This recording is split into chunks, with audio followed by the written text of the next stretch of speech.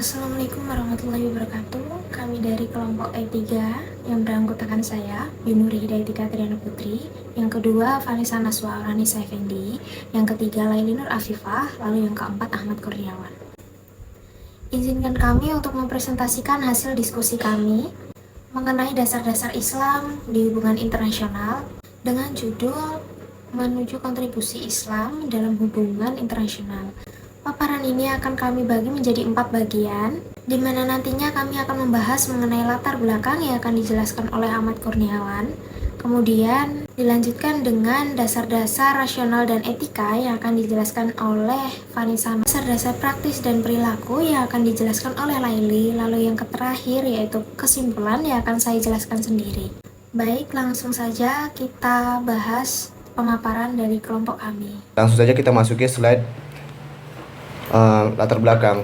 Penulis itu mengungkapkan bahwa manusia itu memiliki perbedaan dalam selera dan sikap yang kemudian berpengaruh terhadap pandangan mereka akan dunia ini. Sementara itu, para filsuf muslim juga menganggap bahwa manusia pada dasarnya bersifat sosial yang menyebabkan munculnya berbagai masyarakat dengan keyakinan dan sistem politik yang berbeda-beda pula.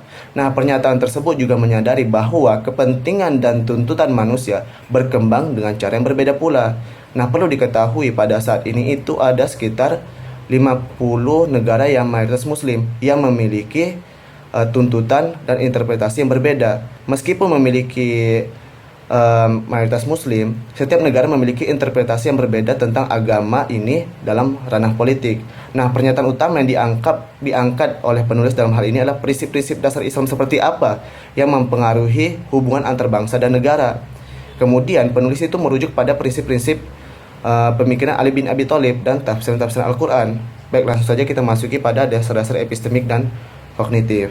Nah, dasar epistemik dan kognitif dalam hal ini merujuk pada prinsip-prinsip intelektual dan doktrinal yang membentuk sikap dan perilaku manusia.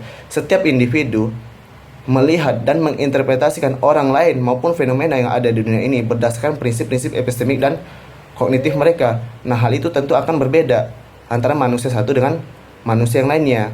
Kemudian, prinsip-prinsip epistemik dan kognitif seperti apa aja yang ada dalam hal ini? Ada beberapa hal yang ada 4 poin. Yang pertama itu sikap hormat terhadap seluruh umat manusia. Kemudian keaslian manusia itu kebebasan manusia dan kehendak bebas dan kebebasan memilih. Selanjutnya itu kesetaraan manusia dan pengakuan terhadap pluralitas. Oke, langsung saja kita masuki pada poin yang pertama, yaitu sikap hormat terhadap seluruh umat manusia. Dalam hal ini penulis mengatakan bahwa rakyat itu merupakan aktor utama dalam konteks negara dan hubungan internasional. Nah, sikap yang diadopsi oleh setiap aktor baik individu maupun negara memiliki dampak langsung terhadap perilaku dan interaksi antar mereka.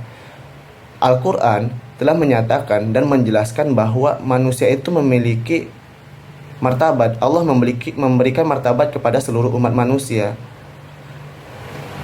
Nah, martabat inilah yang tidak boleh direbut oleh manusia yang lain, karena hal itu akan menyebabkan terjadinya sebuah kekacauan atau ketidakseimbangan. Manusia diberikan martabat dan nilai oleh Tuhan dan mereka terbaik ke dalam berbagai negara, kelompok.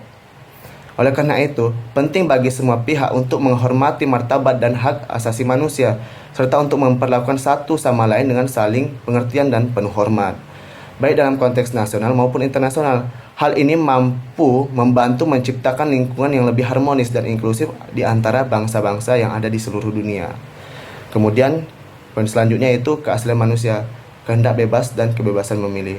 Prinsip-prinsip keaslian diri manusia adalah konsep yang paling penting dalam Islam. Hal ini menyebabkan Al-Quran memperhatikan dan menghargai keberagaman agama dan ideologi sebagai suatu yang nyata. Nah, dalam hal ini manusia itu memiliki kebebasan dalam memilih, termasuk kebebasan dalam memilih agama, dan kita perlu menghormati kebebasan-kebebasan tersebut. Allah memberikan manusia kebebasan untuk memilih jalan hidup mereka sendiri dan menanggung konsekuensinya. Dari perspektif Islam ini, tidak ada negara yang memiliki hak untuk memaksa negara atau bangsa lain untuk mengikuti jalan yang diinginkannya. Setiap individu dan bangsa memiliki kebebasan untuk memilih keyakinan dan jalannya sendiri. Inilah salah satu alasan munculnya berbagai bangsa dalam hubungan internasional. Lanjut pada poin ketiga, yaitu kesetaraan manusia yang asli. Ada 4 kelompok alasan yang menegaskan bahwa semua manusia itu pada dasarnya setara. Yang pertama, manusia berasal dari asal-usul yang sama. Menurut Al-Quran sendiri telah dijelaskan bahwa manusia itu berasal dari seripati tanah. Kemudian, yang kedua, Allah itu memberikan manusia kebebasan untuk memilih jalannya sendiri. Yang ketiga, agama dan kebenaran diakui sebagai hal yang bernilai dan penting dalam Islam, tanpa memandang agama apa yang dianut seseorang. Kemudian yang keempat itu adalah martabat manusia diakui sebagai sesuatu yang melekat pada dirinya. Saat menciptakan manusia, Allah menitipkan ruh ke dalam tubuh manusia, memberikan martabat yang lebih tinggi dibanding makhluk yang lain. Martabat ini mencakup semua umat manusia secara mutlak tanpa memandang agama, ras, maupun entitas. Jadi manusia itu memiliki kesetaraan yang sama gitu. Kemudian poin keempat yaitu pengakuan terhadap pluralitas. Nah, pada pembahasan sebelumnya kan telah dijelaskan bahwa manusia itu memiliki kebebasan hak dalam memilih, dalam hal ini maupun agama dan sebagainya, dan manusia akan menanggung konsekuensinya nanti di hadapan Tuhan. Nah, jika begitu, kita harus mengakui bahwa di dalam dunia ini terdapat perbedaan atau pluralitas antar umat manusia, baik dalam agama maupun dalam bersikap. Maka kita perlu menghormati pluralitas tersebut.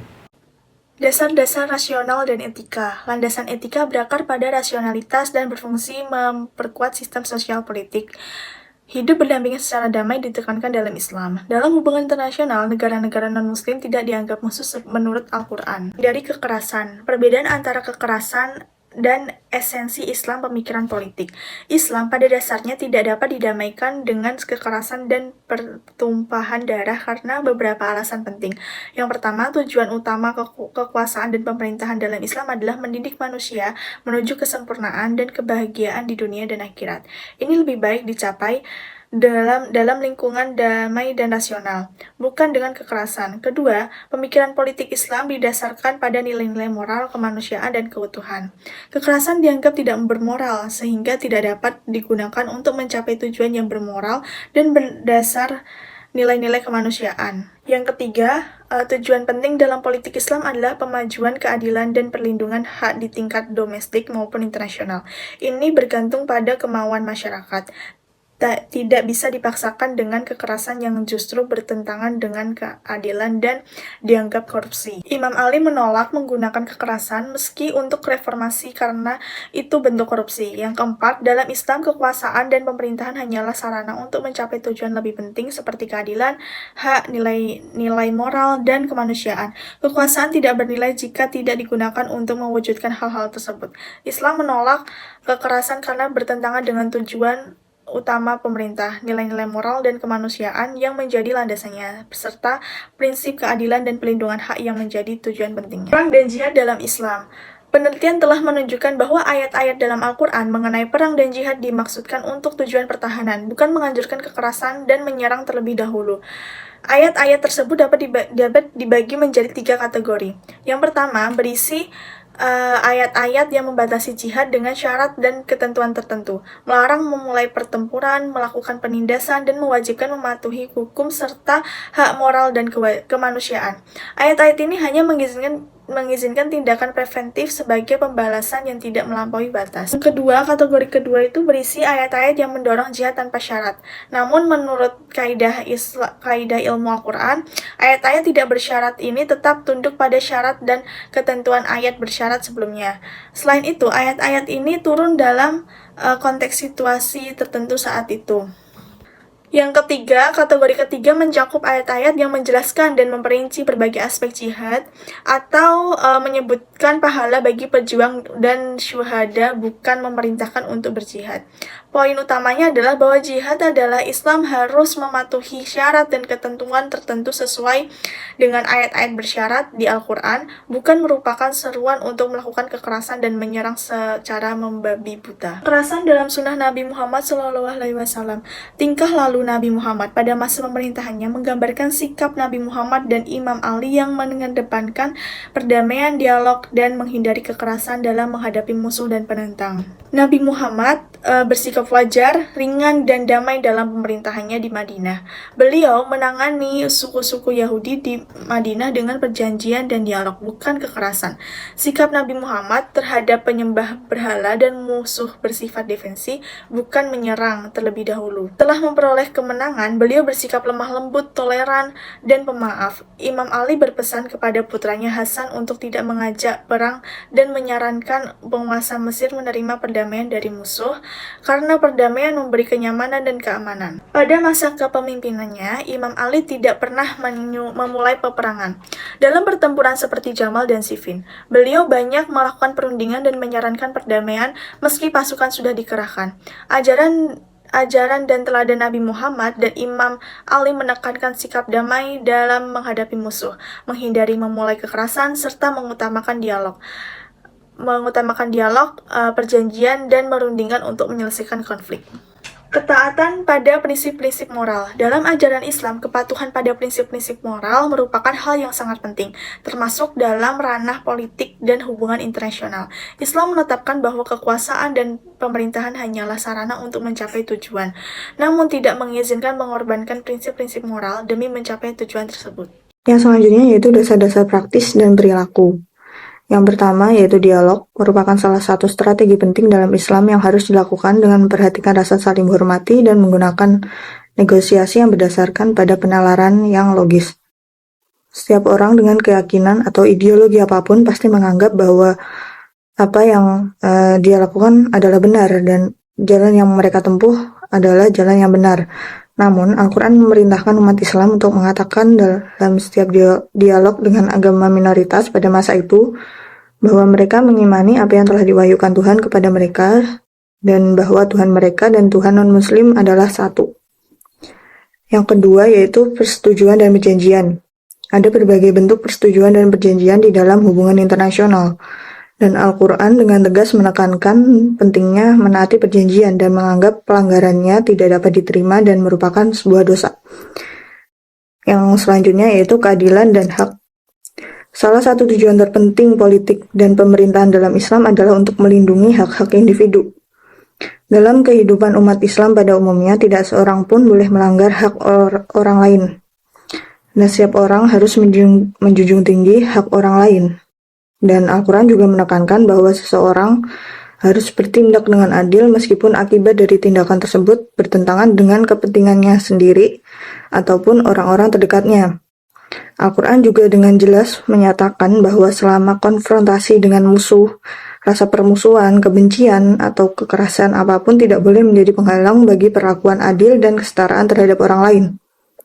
Yang keempat yaitu pembalasan. Pembalasan termasuk dalam prinsip-prinsip Islam dalam hubungan internasional. Namun yang penting adalah prinsip ini tidak mutlak untuk dilakukan. Dan orang yang mencoba membalas akan sama berdosanya dengan orang yang melakukan tindakan awal. Prinsip pembalasan dalam Islam dapat diartikan sebagai strategi penting yang menekankan bahwa seseorang tidak boleh menindas orang lain atau membiarkan dirinya ditindas orang lain. Yang terakhir yaitu pembaruan kekuatan untuk tujuan pencegahan.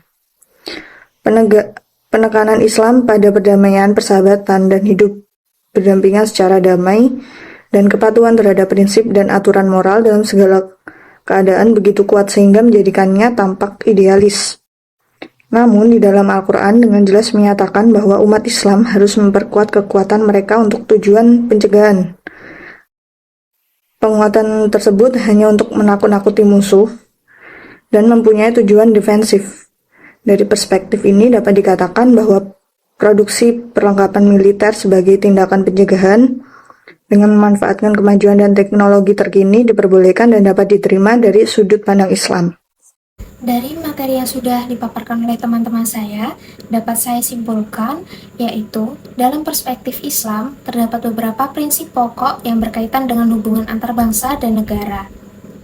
Prinsip-prinsip ini bersifat fundamental dan membentuk substruktur intelektual dan doktrinal bagi umat Islam. Prinsip-prinsip ini mencakup pentingnya toleransi, saling pengertian, perdamaian, dan kerjasama antar bangsa-bangsa meskipun ada perbedaan dalam kepentingan dan tuntutan. Selain itu, materi yang telah dipaparkan juga menyoroti pentingnya dialog, perjanjian, keadilan, hak, pembalasan, dan pembaruan kekuatan untuk tujuan pencegahan sebagai metode yang memfasilitasi interaksi dan memajukan hubungan bilateral dan multilateral dalam hubungan internasional. Dalam konteks hubungan internasional, Islam menekankan pentingnya menghormati martabat dan hak asasi manusia, serta untuk memperlakukan satu sama lain dengan saling pengertian dan hormat, baik dalam konteks nasional maupun internasional. Prinsip keaslian diri manusia adalah konsep yang paling penting dalam Islam, yang menyebabkan Al-Quran memperhatikan dan menghargai keberagaman agama dan ideologi sebagai sesuatu yang nyata. Penekanan Islam pada perdamaian, persahabatan, dan hidup berdampingan secara damai, dan kepatuhan terhadap prinsip dan aturan moral dalam segala keadaan. Secara keseluruhan, menggambarkan landasan epistemik dan kognitif, landasan etika, dasar-dasar rasional, perilaku dan praktis dalam konteks hubungan internasional dalam perspektif Islam. Contoh perilaku dan praktis misalnya dialog, persetujuan dan perjanjian, keadilan dan hak, pembalasan dan pembaharuan kekuatan untuk tujuan pencegahan. Nah, itu tadi materi yang telah teman-teman dan saya sampaikan. Semoga bermanfaat dan dapat dipahami. Untuk kurang dan lebihnya, kami mohon maaf. Wassalamualaikum warahmatullahi wabarakatuh.